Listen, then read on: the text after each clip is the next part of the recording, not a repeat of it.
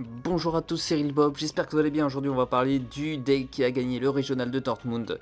Et ce deck c'est le Lancerien X de Okada, donc c'est une decklist très particulière que je vais vous présenter aujourd'hui.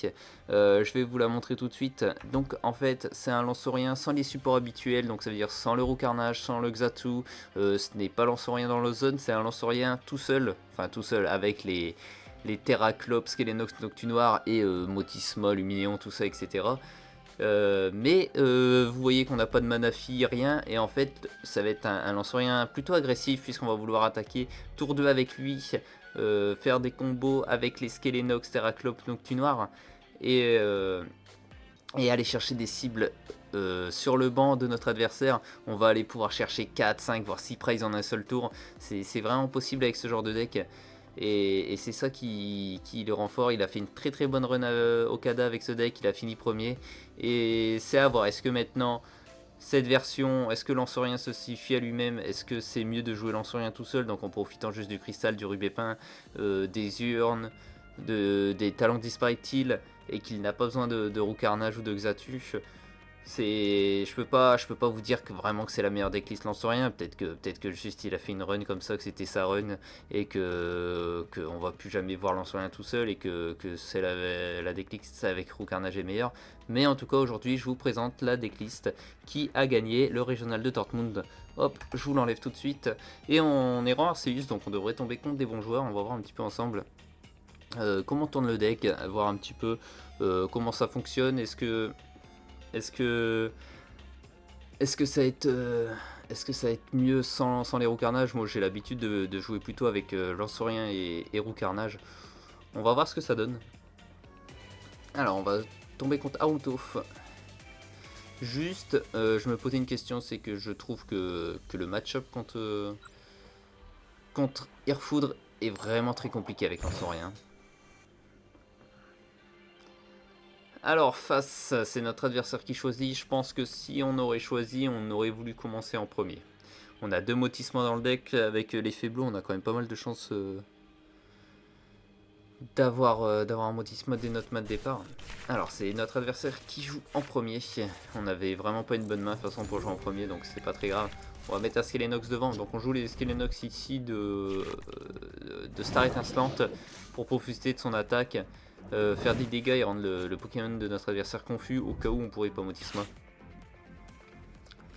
Alors ça va être Palkia Noctunoir, je pense très certainement. C'est Stéphane Ivanov qui jouait ce deck et qui a fini 3 ou 4ème. Très bon deck aussi que j'aurais envie de vous présenter et que j'ai testé à jouer, et franchement c'est pas facile à jouer, donc ça joue aussi avec Amphinobi. Amphinobi le X, hein, pas le radieux, et franchement le deck est très polyvalent et j'aime beaucoup. Alors la faible ball, c'est en train de faire le tour de son deck, hein. Là ça peut aller chercher Tapatoes, ça peut peut-être jouer Motismoche, et que Stéphane Ivanov ne jouait pas Motismoche, ça peut chercher Amphinobi radieux.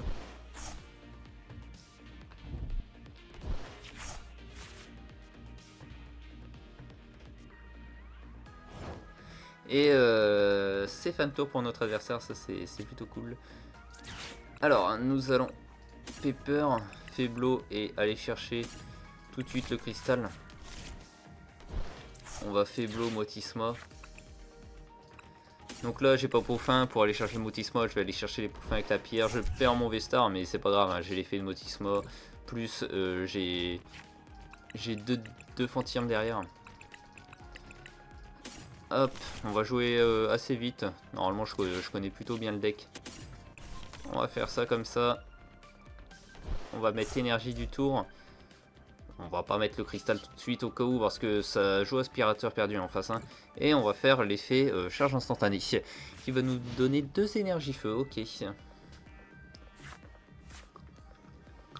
Ok. C'est un peu compliqué parce qu'on a... Bon, on a une machine au moins. Mais on n'a pas de super bonbon, on n'a pas de lance-rien. Alors on va voir un petit peu ce que notre adversaire fait. Donc Nashara. Là ce qui est très compliqué c'est s'il fait le V-Star de Polka qui switch et qui attaque avec Amphinobi radieux. Malheureusement on joue pas de Manafi dans ce deck.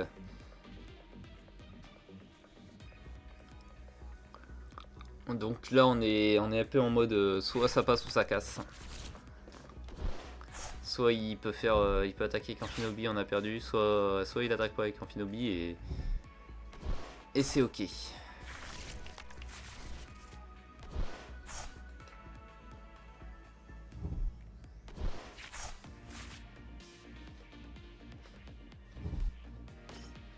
Alors le Grenousse qui est là, je pense que ça a le Palkia-Vestar. Hein.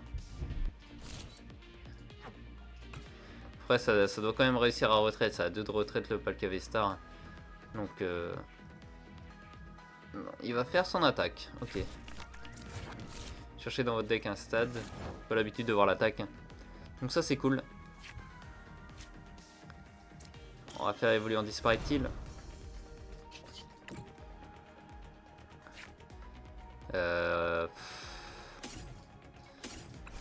On va prendre Nigirigon, juste comme ça, au cas où.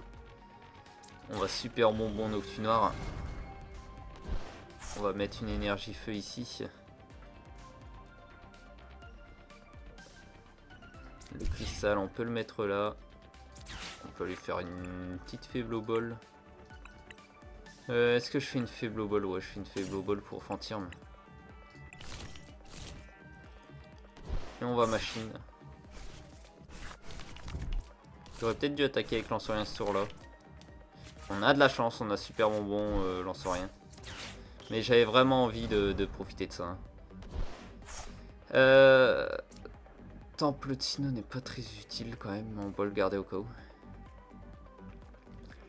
Alors, comment le jouer au mieux?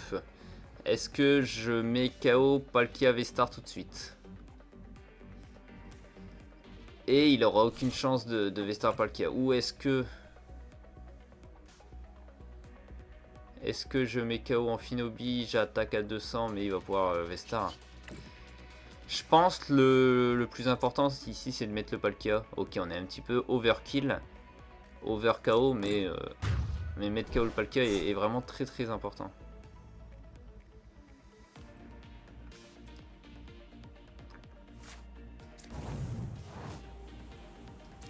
On va mettre le Alakazam. On va déplacer sur Grenousse et on va attaquer à 200 pour mettre KO le Grenousse. Et le Palkia. 30, 20 et 10. Ok, c'est vraiment pas mal là. C'est vraiment un très bon tour avec Lancerien que l'on souhaite. Donc comme ça il pourra pas super bonbon en Amphinobi.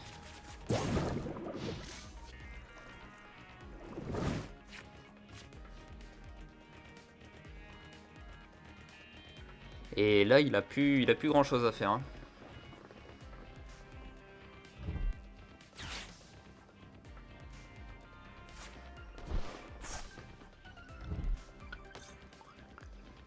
Il met Palkia, ok.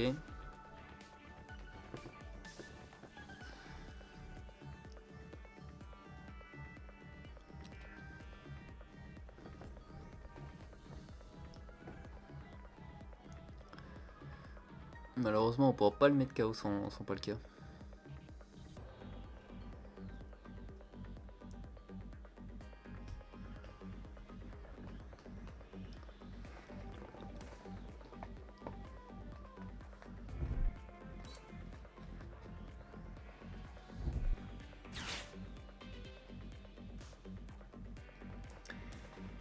Alors, l'adversaire qui devait être en train de se demander comment revenir. Faut faire attention parce que dans ce deck, ça joue Ursaking.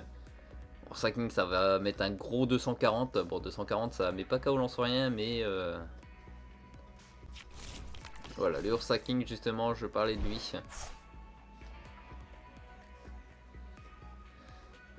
Il va pouvoir attaquer, parce que son attaque c'est 5, je crois. 1, 2, 3, 4, 5. Là, je vais mettre KO Amphinobi. Normalement, donc il va pouvoir attaquer avec une énergie. Et il fait machine.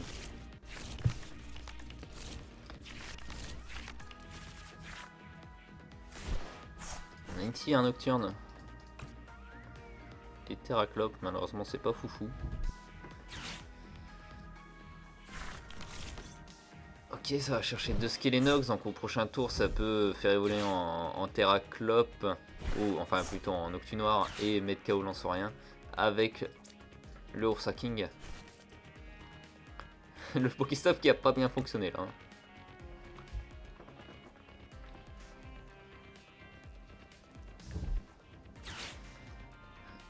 Attrape riposte sur la Kazam, ouais, ça c'est embêtant. Là, il est en train de gagner du temps. On n'a pas défaussé notre échange, hein, non, on a un échange dans le deck.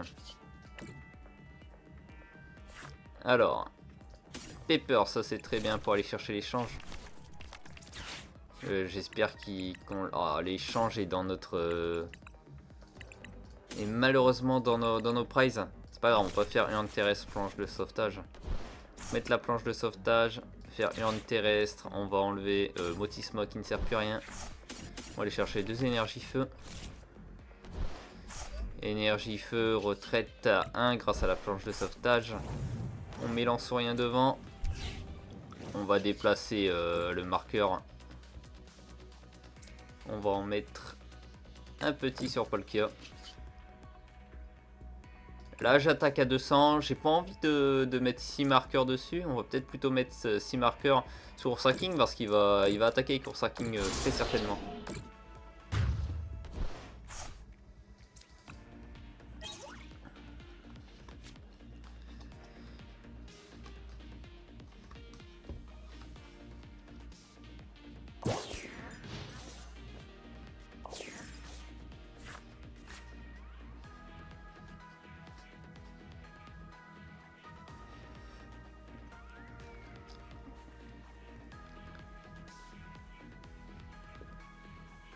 En vrai, j'aurais pu attaquer, ça aurait été mieux, là en réfléchissant, hein, c'est parce que j'ai joué trop vite, j'ai pas réfléchi, d'attaquer Skelenox, j'aurais été à une price, il aurait pas pu faire évoluer en Terraclope ou quoi, parce que là s'il arrive à avoir super bonbon, Noctunoir, il met KO mon Lance-Rien, et c'est un peu dommage quoi. C'est un peu dommage alors que j'aurais pu juste le bloquer les Skelenox en mettant KO l'un des Skelenox. De toute façon, je pense que la partie est win, hein, mais c'est juste que je pense que j'aurais pu mieux jouer là-dessus. Allez, notre adversaire qui sort le Palkia. Je pense qu'il n'y a pas grand-chose à espérer pour lui.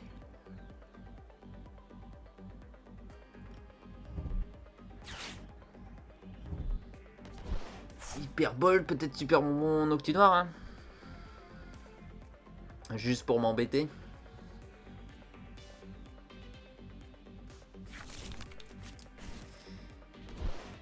Allez, je fais une erreur et je vais me faire punir direct. C'est sûr et certain que je vais me faire punir.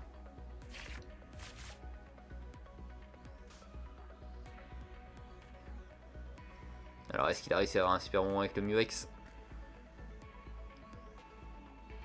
Pokéstop, pas de super bonbon avec le Pokéstop.